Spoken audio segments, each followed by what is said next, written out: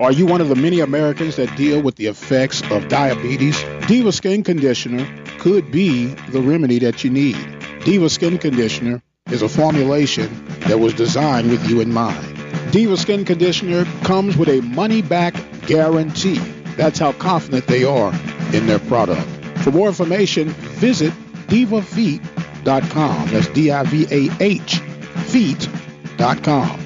Or you can speak with a representative by dialing 903-270-0026. The voice of student athletics, the Open Mic Broadcast Network. All right, as always, we try to keep you fresh and in tune to things that are going on around the world of HBCU sports, and today is no exception to the rule. We have on the line with us, it's been a long time, but it's always good to keep the lines open for my buddy, Shotgun Willie Simmons. Man, how you doing today? Oh, man, I'm doing well. How's it going? Well, we're doing great on this end. Congratulations on the huge win on last week. You got a tall order ahead of you this week.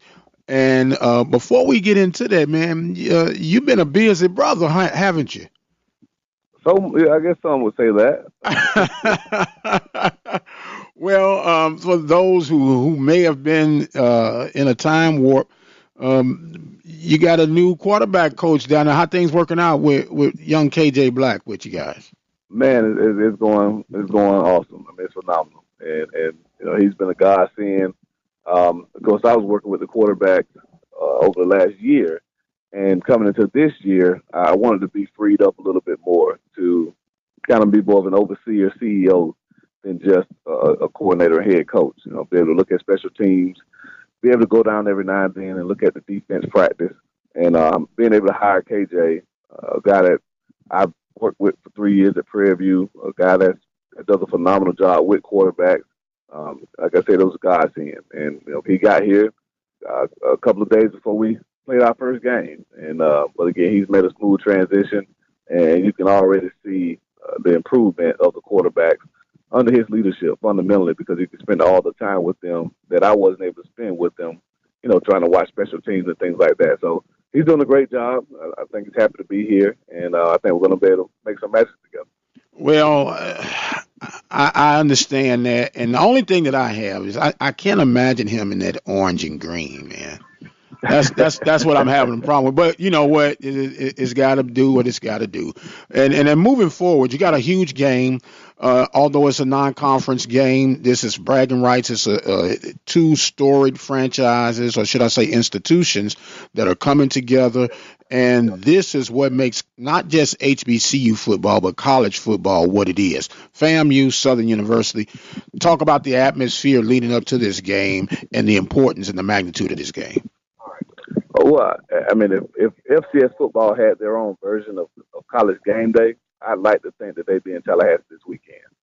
Like you said, you're talking about two of the most storied programs in all of FCS football, and you know, two programs who won a ton of championships, who had a ton of players play professionally, multiple Hall of Famers, and so one of the greatest rivalries in college football. And so for us to be able to renew this rivalry, especially with it being a home and home, I think really gives special meaning to this weekend. And we're looking forward to it.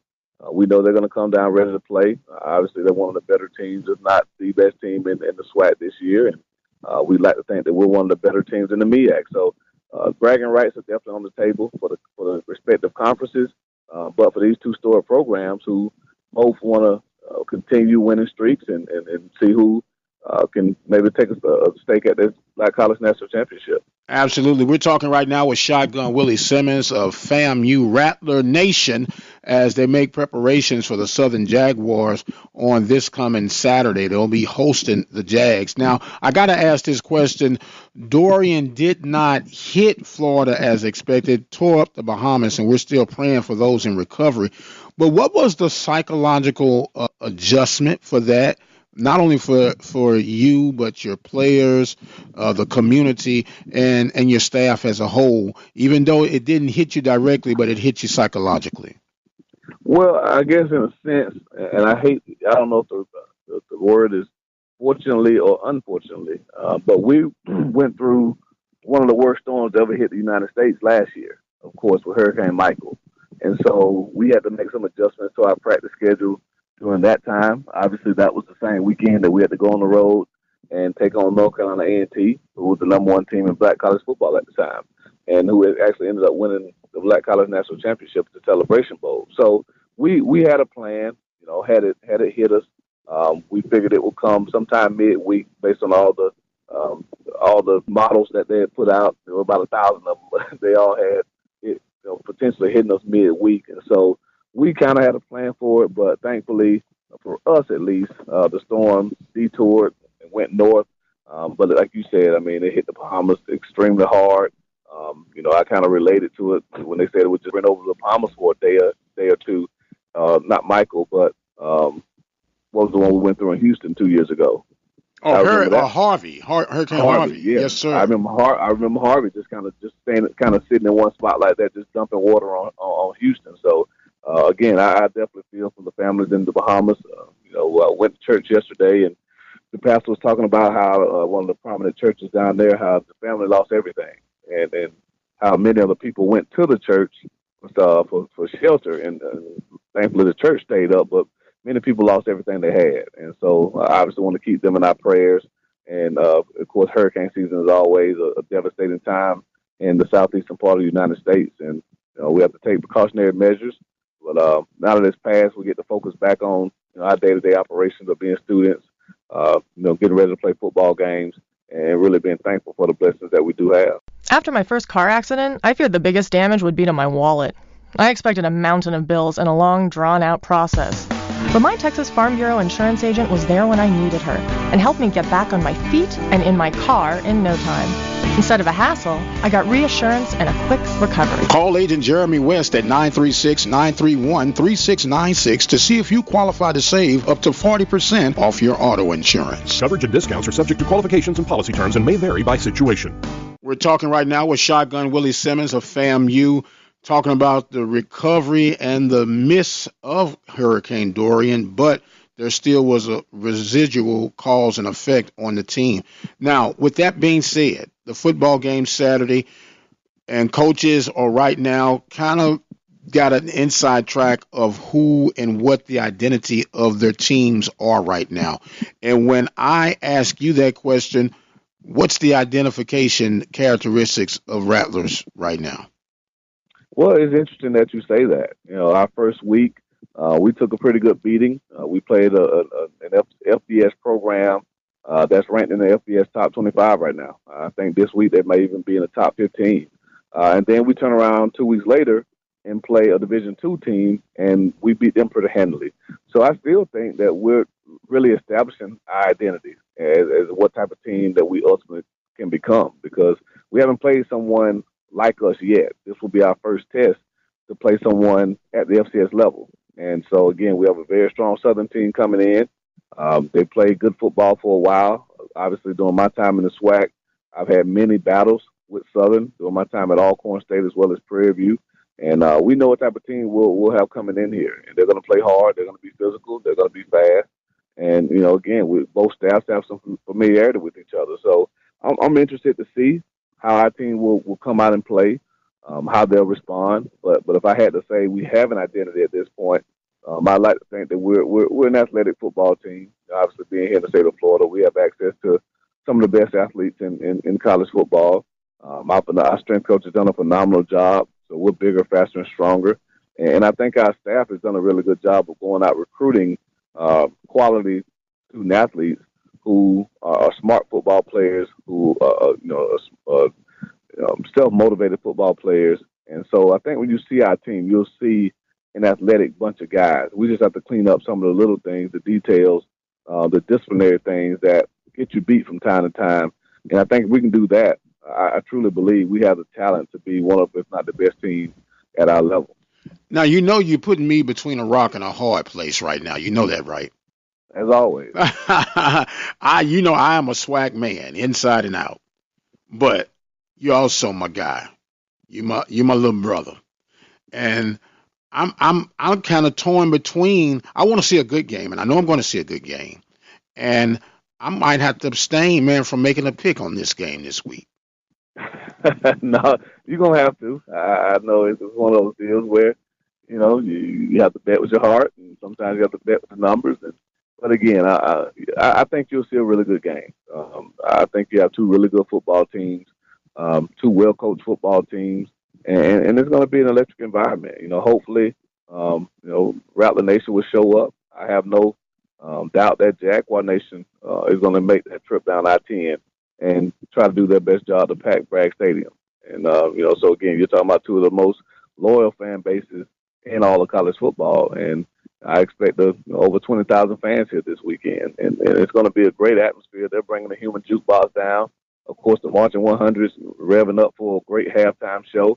So it's going to be a treat. I think, again, with everything involved, with two teams being really good teams, with two of the best bands in all of college football going head to head, I mean, there ain't many better places to be than Tallahassee, Florida this Saturday, Florida A&M versus Southern. So I'm excited for it, looking forward to the game, and we got 3 or 4 more days of preparation to make sure that our young men are ready to play their best game so that we can, win one for FAMU, but also win one for the MEAC, because, again, you have conference bragging rights, at stake. Absolutely. Now, it is almost safe to assume that it's going to be almost like a homecoming atmosphere. Is that safe to assume that? Well, no doubt about it. I mean, we always have great crowds at home anyway, but but most of the time, a lot of the teams we play in the conference are far away. They're up in the Northeast, and so we don't get many of the away crowds to come to our games very often. But Southern, like I said, travels as well as anybody, and so I know they're going to, RV down, drive down, even fly down, and do their part to support their team. And I know Rattler Nation is going to be fired up. As soon as we announced the renewal of the rivalry, everybody was excited. It was a game that everyone circled on their calendar. So I think this game, homecoming, and then obviously the Florida Classic will maybe be our 3 most heavily attended games this year. Absolutely. Tickets were moving pretty fast, so I might have to say I know Willie Simmons, Cloud, if I was to try to get in the game. Would that work down there at FAMU, man? Well, we won last week, so it might work this week. If you asked 2 weeks ago, they probably would have locked you up.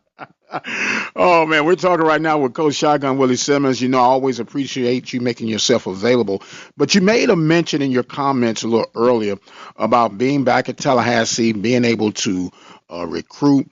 And you and I have spoken numerous times on and off the record about how challenging it could be to recruit when you're in a certain area if you're not from that area. What has that impact been for you since you've been the good son returning home now for recruiting? Well, it's been phenomenal, and I think if you look at our first two, I guess, recruiting classes, we've had top 5 classes both years, and a lot of those guys are starting to produce. Just last week, 2 of our freshmen we signed last week went over 100 yards rushing. Our running back we signed one of the running backs we signed last week had 84 yards rushing, broke a 50-some yard run in the game. One of our freshmen had a sack. So, again, that freshman class is now they're sophomores, and redshirt freshmen are really showing that they were good players. And then this year, you look at it, you have Marquise Bell, who's a 4-star unarmed All-American that came in. You have Calvin Ashley, who was the first 5-star recruit that we've ever signed here at FAMU. And, again, that was because of a previous relationship that I had with a young man from here in Florida. And again, the same could be said about Coach Street, Coach Sharp, Coach Jackson, Coach Roll, Coach Barassa.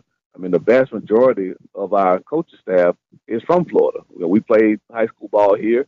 Some guys even coached here. Coach Ryan Smith, our recruiting coordinator, has been a high school coach here in Florida for a long time. So just those relationships have allowed us to be able to get some really good players, because in recruiting at this level, you look for 2 things, really. Well, 3. You look for that diamond in the rough, a kid that maybe not heavily recruited, but you may have a in with a coach or someone who says, hey, you may need to check out this kid, and you go and see him, and you see something in him but think he's going to be a good player. Or you have a transfer that's maybe from Florida, went to a Power 5 school, wants to come back closer to home. So you have those relationships where you're the first one that the coach calls. Or in a situation like Calvin Ashley, you have a guy who I had a prior relationship with, not Calvin himself, but someone who knew him from high school. And so I was the first person they called, and that allowed us to get a 5-star recruit here. So just having those prior relationships with high school coaches, with some of our former college teammates maybe that we played with who may be coaching high school ball now, it allows us to get in the door with a lot of these top tier athletes, but it also allows us to be the first ones to maybe get dibs on a diamond in the rough, a guy who maybe played football for the first time. He says, hey, you need to check this guy out. He ain't on the radar yet, but just trust me, he can play. And a lot of times we'll throw that kid an offer just off the strength of our relationship with our buddy. And then that kid ends up sticking with us, and he becomes a big-time player for us. So it's definitely been a blessing to be back in Florida where a lot of our ties and our contacts are. And I think that's gone a long way in us really building our roster with some quality student athletes. Well, I was listening to you and I was thinking about the transformation of Quentin Bell out of California. Came in as a wide receiver, and it's no secret he had a hard time holding on to the ball, but he was a freak of nature athletically, and now he's on the practice squad with the Oakland Raiders, although he's at a defensive end.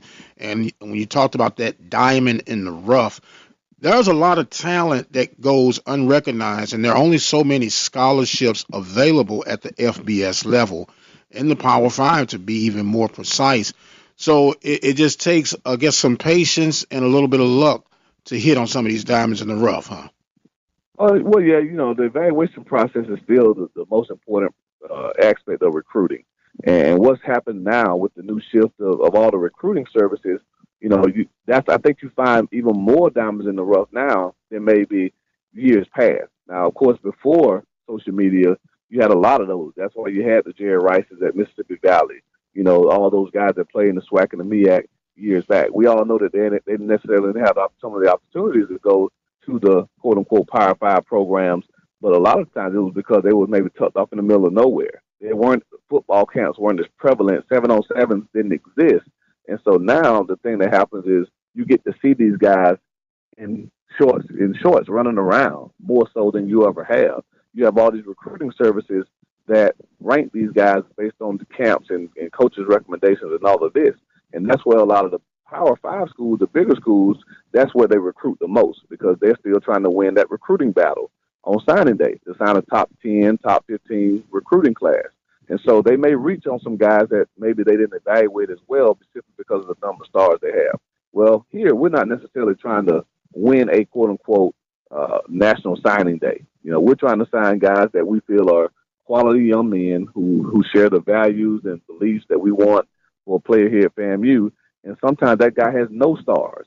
That guy hasn't gone to any summer camps. He's not a part of a 7-on-7 team, a travel team. Maybe he was just a guy that we went and watched practice, went to a couple of his games. He played extremely well. He's got good grades, and he's a guy that loves football. If you have those, you can be a rattler. And so I think that's why we've been able to have some diamonds in the rough here. Maybe that got overlooked by some of the larger schools in the state, like a Florida State, Florida, Miami, Central Florida, because they're not ranked. And I think it really helps us to be able to get out and really do a good job evaluating. But I also go back to what I said previously. That's where those prior relationships with the coaches come into play. Because, again, if that guy is not a kid who's gone to all these camps, you need that recommendation to say, hey, come to this school in the middle of nowhere that's not heavily recruited because we have a kid that can really play football. And otherwise, that kid will go unseen. But because we have a relationship with that coach, then it allows us to get down there and see him, bring him on campus, visit him, he and his family, and then we get him, and he ends up being an all-conference player one day, maybe an All-American, and possibly even play professional football. And we've seen that happen, time and time again. Absolutely. Once again, we're talking with Shotgun Willie Simmons, FAMU Rattlers, getting ready to take on Southern University this weekend in Tallahassee, Florida. Now, Coach, before we shut this segment out, do you think it's time for a Power 6 to be recognized among some of the other FBS conferences? I guess, I'm not so sure that some of the other conferences are ready to make that jump. I think some of the teams out of those conferences may be ready to make that transition. Central Florida is as good as anybody. I'll be the first to say that. Say the proof was in the pudding, huh? Yeah. It's not because they drug us, but you look at what they did to FAU and Stanford. I mean, you're talking about two teams at their level. FAU's a mid-major in the state of Florida, in the most heavily recruited area in the United States, which is South Florida. and UCF beat them like a drum. Then Stanford, who's been a perennial power since Harbaugh's been there, now David Shaw, they went down and I mean, I'm looking at the game. I'm like, it was only 17-0 after the first quarter with us. It's 28-0 in the first quarter against Stanford. And so again, these guys can. And I said it after the game, and I stand by this statement. And I hope no Tallahassee people are listening because they'll probably feel some kind of way about me saying this with Florida State being right next door. But I think UCF's the best team in Florida. I truly believe they're the best football team in the state of Florida. I think they're one of the top 10 programs in America. And so they're a team that's primed to take that next step. You look at a team like Memphis, they're primed to take that next step. Boise State, they showed in week 1 that they can come down and beat a Power 5 team. They beat Florida State in their backyard. They've been a program over the last 15 or so years that have shown that they can play with the giants of college football. So I think you can maybe pick some schools from within these conferences to do that. And I know the conversation about realignment had come up about some of the conferences going from 14 teams to 16 teams. If they do that, then I think you'll see the UCFs, the Memphises, Cincinnati, maybe a Temple, some of those programs that have really established themselves as big-time programs at the FBS Group of 5 level, make that jump to Power 5 and be competitive. And I think that may be in the very near future. Because, again, how many times can you deny UCF a shot at a college football playoff? They hadn't lost a regular season game in 2 years. They beat Auburn in a bowl game 2 years ago. They lost to LSU by 6 in a bowl game last year. So can you really, at this point, if they go undefeated again this year and win the conference, I mean, what's your evidence to say that this is not one of the top 4 or 5 teams in America? I mean, they beat Stanford. They go through their conference undefeated. They've done it 3 years in a row. I don't think you can keep denying those guys that opportunity. So they would probably be the first option if they were going to do an expansion. But there are others as well that's done a great job that have shown that they can play Power 5 football. And it'll be interesting to see what happens in the next couple of years. Well, we're going to keep a radar on the thing, and if it happens, I'm going to say Shotgun reminded us first about UCF. Let's face it, from time to time, we'll have a need for an attorney, whether it's the case of a DUI, DWI, or any other circumstances that would find you on the other side of the law. Attorney Lee Van Richardson, located at 1047 Austin Street, is the one to call. Attorney Lee Van Richardson and his staff are equipped to help you get through your legal battles. Attorney Lee Van Richardson, 979-826-8008 in Hempstead, Texas. And as always, brother, we appreciate you making yourself available. We're going to give you some closing thoughts and comments right now. Well, again, it's football season. It's an exciting time, most exciting time of the year, especially here in the South. There's a great slate, great games this week. And of course, I follow both conferences, being a part of both conferences. There's a huge game this weekend. Your boys against Alcorn. I mean, Prairie View's got to go down to Alcorn, down to the reservation. So my last 2 stops, both purple and gold, and get to tee it off there at the reservation. And if we weren't playing a game this weekend, which I think is still the biggest game in black college football, I'd want to be watching that game because I think it's going to be a barn burner. I think it's going to be a very, very competitive game. And I'm going to reserve my predictions for an offline conversation because I don't want to go in public about who I think is going to win the game or not. And so we'll talk offline once this thing is wrapped up. But again, just great games coming up. It's kind of we're in the week 4, and so it's always tough weeks 1, 2, and 3 because that's when you see a lot of the guaranteed matchups, and it's not really putting many of us in positive lights when we go and play these guaranteed games against Power 5 programs and mid-major programs. Every now and then we'll get a shocker, and that's always exciting. But more so than not, we come out on the short end of the stick as far as the game. Now, financially, we may come up a little bit, but now you're starting to see more of the conference matchups, cross-conference matchups. You had Jackson go play Tennessee State last week and have a big win over them. Now you got some MEAC SWAC matchups going, and then you start conference play as well. So now we're about to get into some fun football where you see like teams playing against each other, and this thing will finally start to shape up to see who is the best team in black college football, because now we've just been kind of voting with really no empirical evidence other than, hey, this team got blown out by a Power 5. this team went and beat an FCS program or Division II program. So now we really get to see, is A&T as good as, are they the best team in black college football right now? Is Alcorn the second best team? Is Pine Bluff, who's kind of jumped on the scene? My boy said Thomas over there.